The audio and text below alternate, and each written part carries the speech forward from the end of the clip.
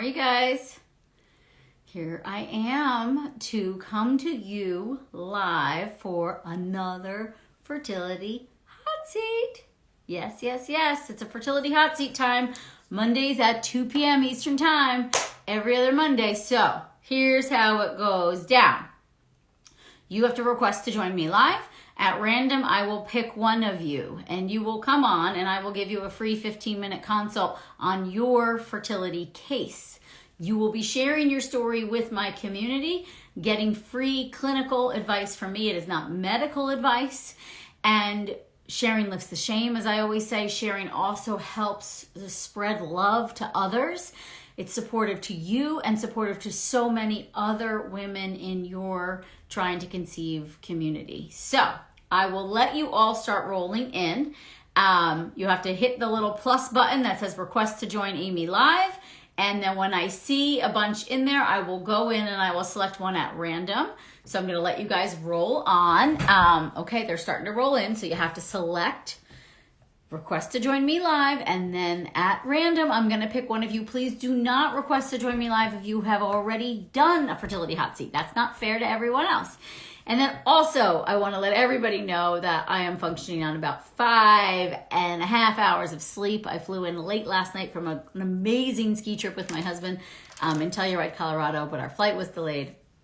And so, you know, I think I'm at about 85% right now. But I have close to 20 years of clinical experience helping women get and stay pregnant. I've written a handful of books. 2 of them. Someone says they don't hear me. Can anybody else not hear me? Can you hear me, Beth? I see my team is on, so let's see. People are joining, rolling in. Maybe it's my phone, I'm not sure.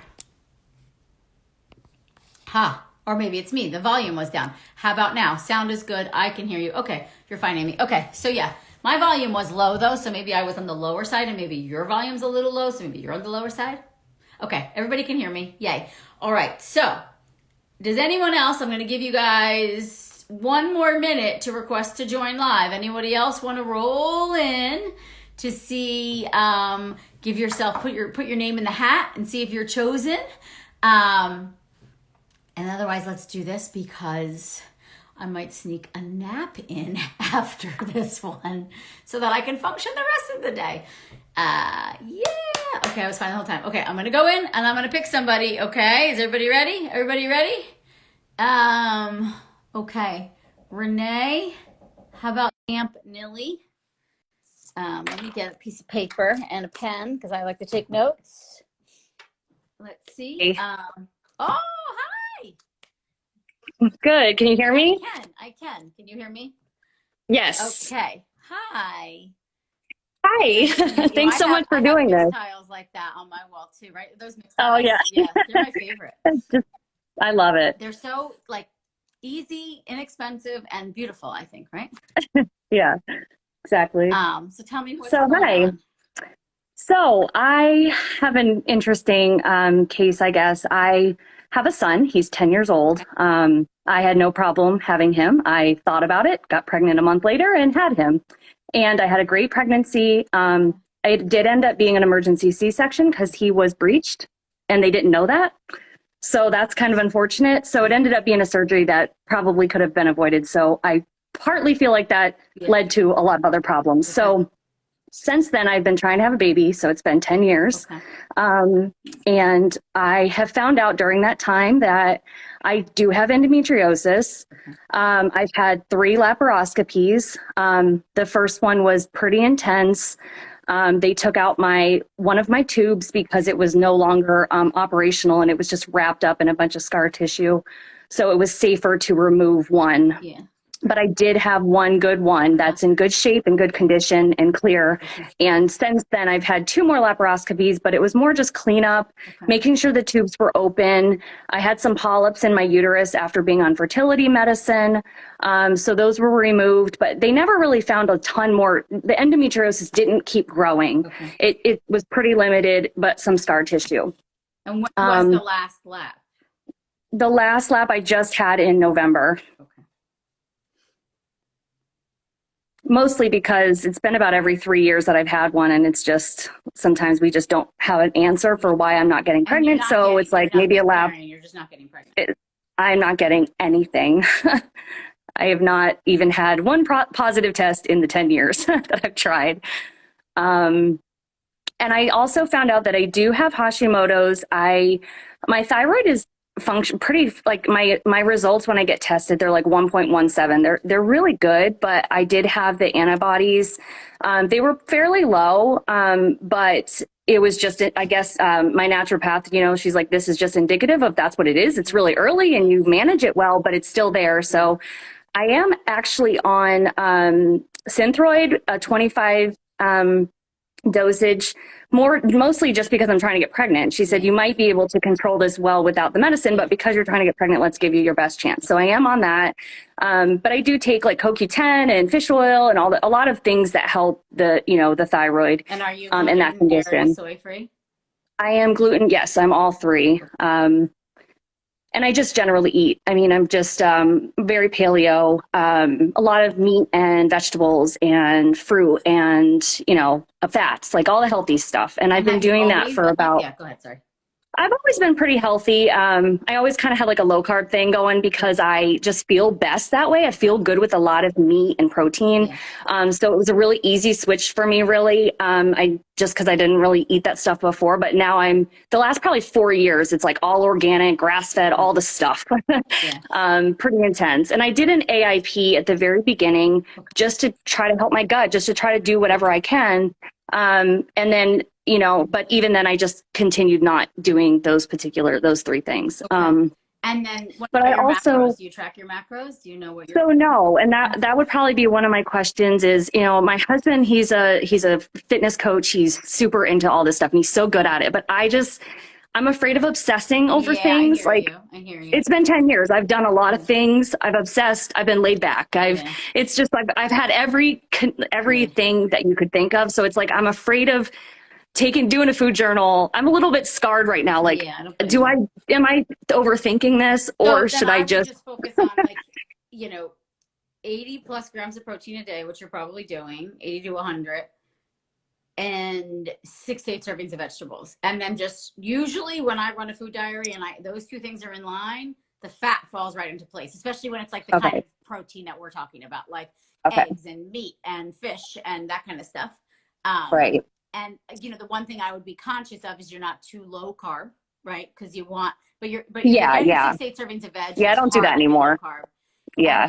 I do a lot of quinoa and rice, and we add a lot of those kind of things in throughout the week and stuff. So yeah, I'm not as strict about that. That was old school mentality. And then that you're not going too long between meals, like that you're eating, no intermittent fasting, right? Eating like within the first hour of waking. Okay. Yeah. I like to eat. And then when you've done fertility treatments, tell me what's happened and the results and stuff. So I'm also a Roman Catholic, so fertility support is not really an option for me. It's natural or nothing. So I have had some natural support, I guess you could call it, where I was doing multiple ultrasounds throughout the month at different times to check my ovulation, make sure I was rupturing, make sure I had healthy follicles. I did that for my probably like 15 cycles over this 10 years. And I have been on fertility medicine. And I forget what they're called. I'm taking Clomid currently since my last laparoscopy just to try to up my chances. Okay. But the other one that's out there, I had letrozole. Terrible situation for me. I am a migraine sufferer and I am very sensitive to hormone changes. Even though my hormones tend to test very normal, it's the shifts. So I get 5 days before my period, like clockwork, I get a freaking migraine. And every time I get it, it's like, I'm definitely not pregnant because I'm getting this migraine. There must be something wrong with my hormones. But then I get it, I usually get one during ovulation and one at the beginning of my period. And it's like clockwork. I'm also taking progesterone peak +3 through peak +12 because it doesn't matter what I have done to balance my hormones, that progesterone, my balance is always a little bit off. My estrogen's always a little too high and my progesterone's always a little bit too low. And based on labs, Have you Yeah. done the Dutch Yep. test Yep. or no? Yeah. Okay. It was something very similar to that. Yeah.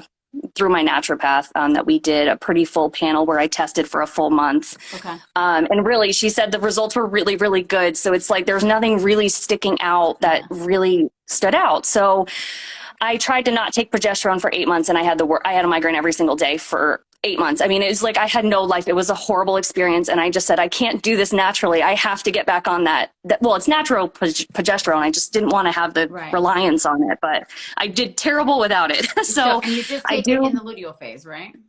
Yes, exactly. Yep. And okay. And have you done like acupuncture? Have you tried acupuncture? Yeah, I do acupuncture. I do it every month during ovulation, like right around my peak day. We try to hit that timing.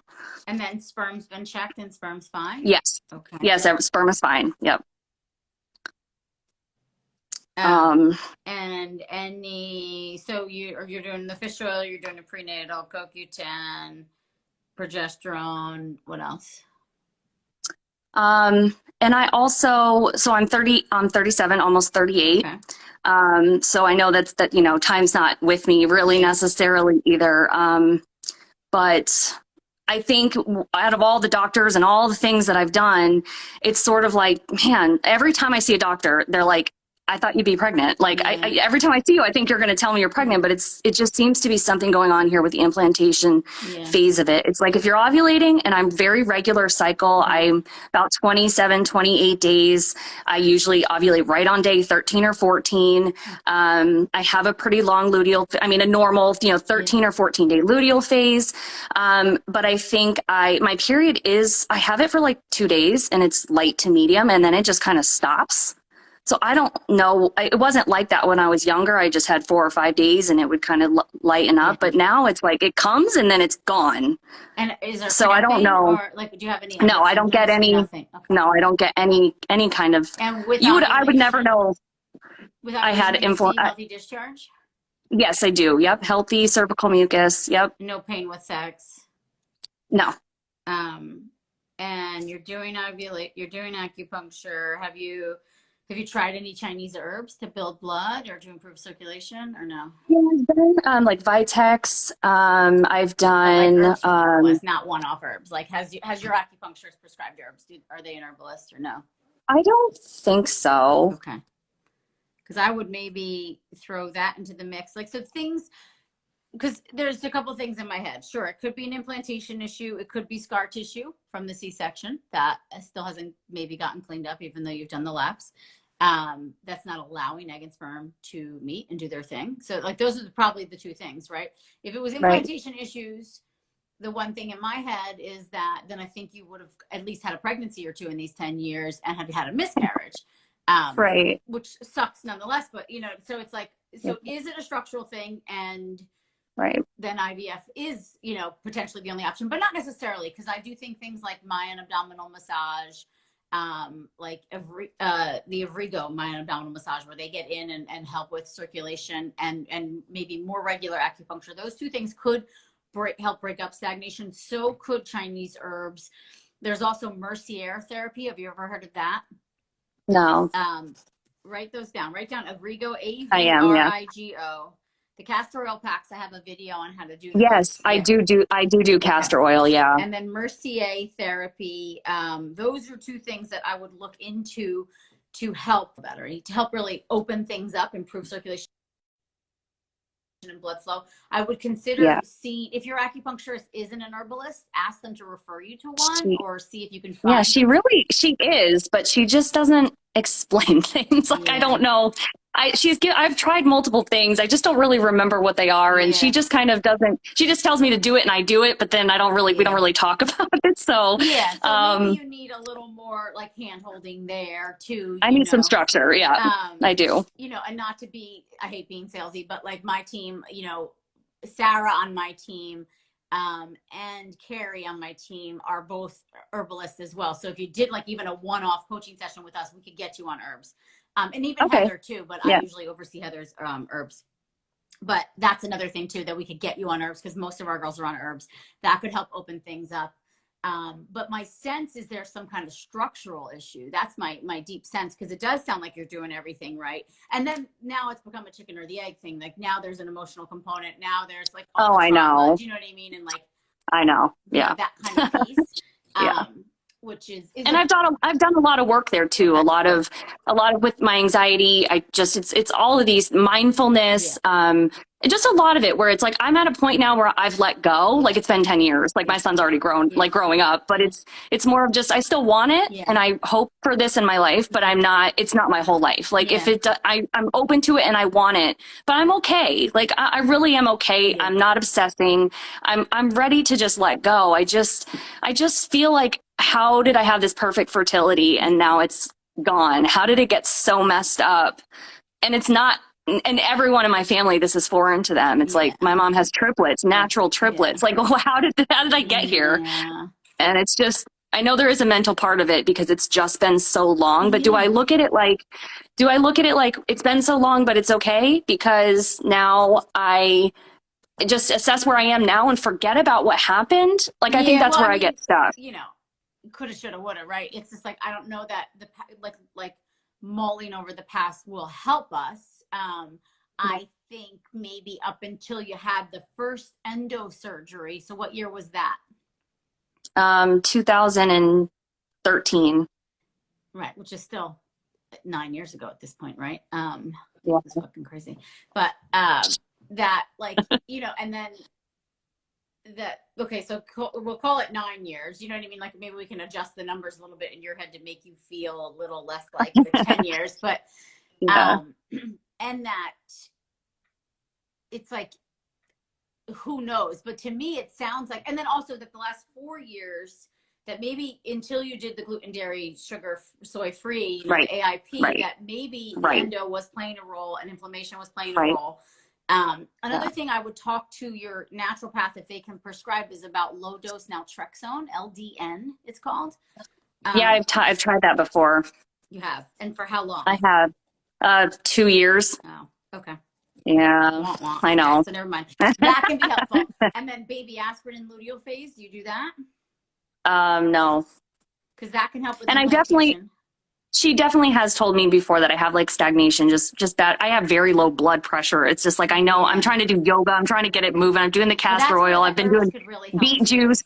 Yeah, I would do So, all that. Like, especially to build the blood, I would be doing liver, you know, the way I love organ meats. Like I would be eating liver or taking liver pills. I would do like 3 to 4 grams of fish oil a day. I would get on some Chinese herbs. I would look into the Avrigo, the Mercier therapy, and you know, and then I can keep working on that emotional piece of like, you know, almost like getting spiritual about it, of like, ask God for guidance. You know what I mean? Like, if I always say, like, if there's something more I need to do, can you like put it on my doorstep? Do you know what I mean? Yeah, like, that kind of thing. Like, and so almost just getting to that space of like, I'm doing everything I need to do. Like, I feel healthy. I feel fit. I feel strong. Yeah. I still have this calling for this baby. Call me crazy. And like in my world, 37, you still have, like, that's how I feel. You got like, you know, probably 8 to 10 years. You got time. Okay, good. So like, if you can massage that for yourself too, of just like, okay. And if you get spiritual about it, like the book Spirit Babies, I know it's a little outside of, you know, Catholicism, I think but it's a beautiful book. And just in that idea of like, the baby chooses, you know what I mean? Like, you're preparing your vessel, you're in your space, and the rest is divine timing, and it's not on me. It is. So this baby and your 10-year-old son, you know, excuse my language, I don't think they give a shit about their age gap. Do you know what I mean? So No, like, they don't. you let that go. Like, it's like, okay, that's this isn't me. on me. Yeah. And I think just so playing true. that thing of like, you know, prayer, right? And get out of the way, you know? So it's like, okay, and also before I thought of one thing of like, well, if you weren't trying to make a baby, would you be living your life any differently? And so that's a really good question to ask yourself. Like, what would I be doing differently? I don't know. Like, I get the sense not much, right? So. Right. Exactly. So can you say that too, of like, okay, so I'm just maintaining my health, I'm just living doing my thing and living, and I'm having, you know, fun sex with my husband, and you know what I mean? And like that, and I'm enjoying my life. and then, okay, if there's something that needs to be done or looked at, like, you know what I mean, there's a hit. And also, like, when you wrote down the Abrigo and the Mercier, like, my sense, that was like a hit for you of like, okay, those sound like, because those two things can, you know, you don't have to do both. Mercier is like a program you do, you know, it's like, I don't know, a couple weeks or months or something. Okay. But Abrigo is something you would go and do like once a month or something like that. So Okay. they're kind of different approaches. Mercier is a little more intense from my understanding. I haven't done Mercier. Okay. I do Abrigo personally, but Okay. it is about kind of helping move things. Like if there are blockages, like if there is a scar tissue kind of situation, which they might not have seen because they're going in laparoscopically, so they're looking at the abdominal cavity, they might not see in the cervix, like because you've probably never done an IUI or anything. Like, has anybody looked at your cervix and seen, like, is there any scar tissue in there? Like, I remember one girl had an emergency C-section, and it was a similar, you know, it was a couple years, and she had endo. And when it was Dr. Vidali here in New York, when he went in, he was like, your cervix was like in the wrong place. Like, he's like, you would have never conceived, like, it wasn't opening up into like whatever they did in her emergency C. They just kind of, I don't really understand like anatomically how that all happened, but like, right, you know, it could have just shifted something. So it's like there could be that too of like, pelvic floor physical therapy is another thing to think about, like things to help with like structure. That's kind of where okay, I would go. And then yeah. Okay. And do you feel, I feel compelled to ask this question, do you feel like you would do fertility treatments if it was or you don't want to do them? No, and especially not at this time. I mean, I've done this so long. I don't think I could do it. I don't think I can emotionally go through that at this point in my life. It's been 10 years. If I get a baby, great. And if I don't, life moves on. It's just too late. But I do have a quick question. I am on Clomid right now. Is there any problem with being on that for a long term? It seems to actually be helping with my headaches for some reason. I feel so good on Clomid. I don't know why. It's an estrogen receptor blocker, so it causes estrogen. Well, that's why. Which is why. Okay. You know, I would think about adding to your regimen broccoli sprouts or broccoli sprout extract. I like that. Dim. Your naturopath would know, like either broccoli sprouts or there's something else called calcium D-glucarate, which helps with metabolizing estrogens. Like it helps with, I think, phase 1 or phase 2 detox. Okay. And also make sure you're on a good amount of methylfolate, you know, that you're taking upwards of like 1,600 micrograms of methylfolate and enough B12. Because you probably have the MTHFR mutation, which is so common. I have an MTHFR guide that gives you all this breakdown. If you just DM us on the back, you have to DM us first, and then I'll send you the guide. Okay. What else? Yeah, I mean, that's in my head. That's where I would start, and it's like making sure, you know. And I would do the baby aspirin and luteal phase, and then the other thing too is like. And this, though, is like a deeper dive, and I don't necessarily know that it's right for your case, but that Dr. Andrea Vidali I talked about, he's an endometriosis specialist, and he does a lot with reproductive immunology, and he has a test out now that's like for the public called Pregmune, but it's not cheap. It's a couple $1,000. It's like 36 vials of blood, but it tests you for everything under the sun, and he helps you come up with a protocol. And I've seen a lot of girls that were previously doing like IVFs without success just actually get pregnant naturally. He's a huge supporter of like the AIP, like the style diet that we're eating. He sees that as like major anti-inflammatory. He loves like the 3 to 4 grams of fish oil, and acetylcysteine. That's another one for endometriosis. If you're not taking NAC, like 600 to 900 milligrams. I do take. Yeah, I take that.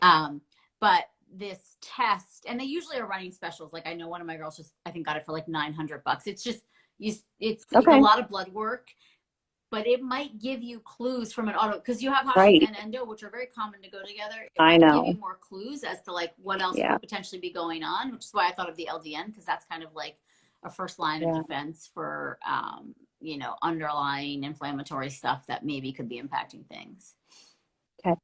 But you don't have any inflammatory symptoms. You know, you're just not getting pregnant. That's the only thing. So that's why I think and even when they check the blood tests, there's whatever they check for triggers for inflammation, I don't have them. My blood work doesn't show it anyway. So it's not that. Do you ever have I don't know. You feel like you could be pregnant and then you're not?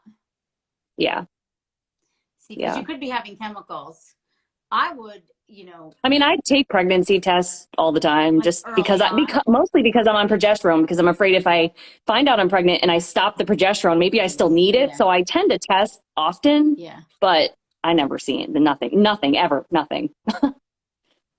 And when do the symptoms happen if they happen that you think you could be pregnant? Is it like right after ovulation?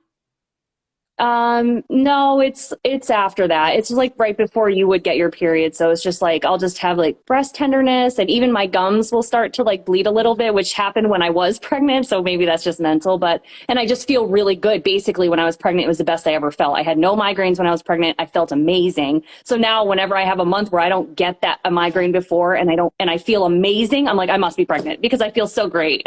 So I wonder if those months and it's just too low of a beta for you to know, you could, because there's this guy also in New York City who also might be an interesting person to talk to, because he's not a fan of IVF. He doesn't push IVF. His name is Dr. Sammy David, but Okay. he is very like, I hear him say a lot to clients of like, you could be having lots of chemicals and you'll just never know it. Like, so he almost has them test like 6 days after ovulation, 7 days after ovulation, to see if there's Oh, any wow. beta whatsoever, any pregnancy hormone. Okay. Interesting. And he'll do things like steroids or, you know, blood thinners or things like that too. And he will do some of these tests that are in the Pregnune.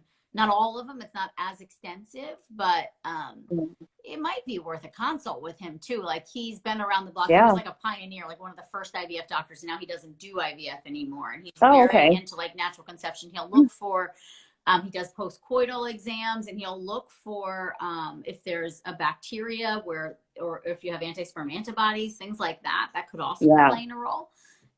Right. Yeah. And yeah, maybe that's where you go if you wanted to like enlist a fertility doctor. I mean, he is in New York, but you know, you could still do a lot of, I don't know where you are, but you still do a lot of. I'm in Connecticut. Oh, So I'm in Connecticut. Did you know that? yeah. I'm in Connecticut too. Hi. Yeah, I saw you had a Westport office, I think, right? Yeah. Yeah. So you could come and see us, young lady. I know. It's a little far, but it's doable. Yeah. Or even just come down for like, you know, 1 or 2 visits or something. I have girls that'll Yeah. come like once a month or something like that. Right. Yeah, I'd be happy to support you in that capacity too. Okay. Thank you. There's, and even the clinic I'm at, they do like, I mean, not that you would do IVF, but they have a lot of workarounds in that department too, of like, Yeah. anyway, I don't know that you need that. Like, it's like, I think it's a structural thing personally. My girl in Connecticut does Avrigo. She actually is certified Avrigo massage therapist to Amy, Dr. Montanaro. Okay. And I'm not certified in it, but I'm sure we could also find you someone closer to you, and then look at the Mercier. But yeah, and then Dr. David might be worth a consult with him, because that might be the nice route rather than spending thousands on the Pregnune, and just maybe spend a consult with him, and then he would run certain blood work and he would have recommendations too. Right. Perfect. Yeah. Okay. Let's great. trust too that you were connected with me here today for a reason. Yes. Now you have these ideas. And so I just want you to sit with it. Like, what feels good in your heart? What feels like a logical, like not efforting next step, like something, okay, I'm going to look into that. That feels something good, you know, and just kind of like take it as that versus, you know, you're done with the efforting. You've been, like you said, you've been in this too long. So it's like, just be easy on yourself. Yeah. And easy. Yeah. Just know I'm doing something and moving forward. So that's it. Yeah. And I think too, like, I think being spiritual is so powerful. So it's like, take time to really connect with the spirit of the next child and just ask them for guidance. You know, they're on that side. I feel like they're highly powerful. And how do I get you here? Yeah. Like I really want to connect. Can you show me how we can get there faster? You know? Yeah, exactly. Or if there's I love I'm missing, you know, that kind of thing. And that's like, I always just look at like synchronicity when things like, say you call Dr. David's office and like, oh, he has an appointment tomorrow. Do you know what I mean? It's like, things like that fall into place, you know? Take that all in and see. Right. Okay. Yeah. I appreciate it so much. Of course. Well, thank you. Thank you so much. But DM me, and then I'll send you the MTHFR guide. And then, if you want to come down to Connecticut, like to Westport, we can definitely support you there too. Okay. Awesome. Okay. Thank you so much. Goodbye. Bye. All right, guys, that was awesome. Feel like really informative for so many of us. And I'm going to go take a nap because I'm tired. So have a beautiful day. Thank you so much for tuning in. And we'll do this again in 2 weeks. So every Monday, 2 p.m. Eastern time, I am here hosting the hot seats. and one of you gets to ask to join, and I will bring you on. Have a beautiful day.